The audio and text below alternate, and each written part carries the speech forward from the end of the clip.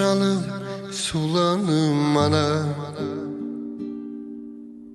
Derdime derman ulanım anam. Başına men dönüm dolanım anam. Sensiz bu dünya boştur hederdir.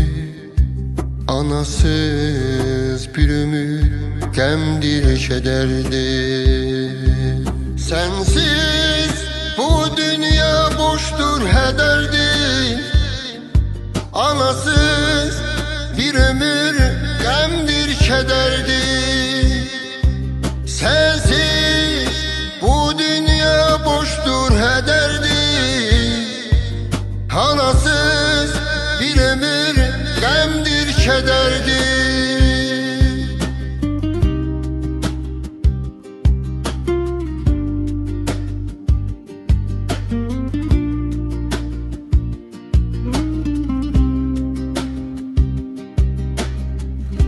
Bir ömür kalacağım sene hesrette.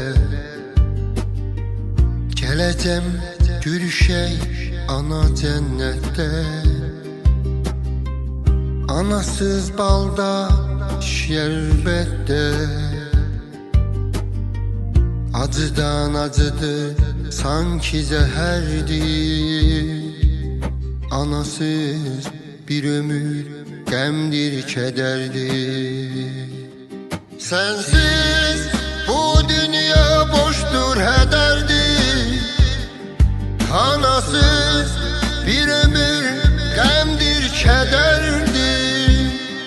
Sensiz bu dünya boştur hederdir. Anasız bu dünya gemdir kederdir.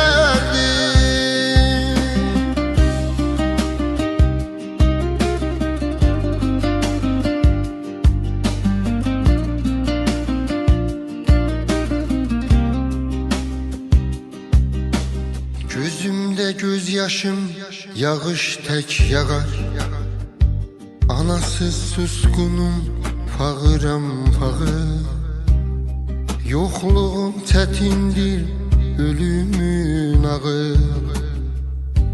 Tekirem yürekte en ağır derdi. Anasız bir ömür gemdir kederdir. Sensiz bu dünya boştur hederdir. Anasız bir ömür gemdir keder.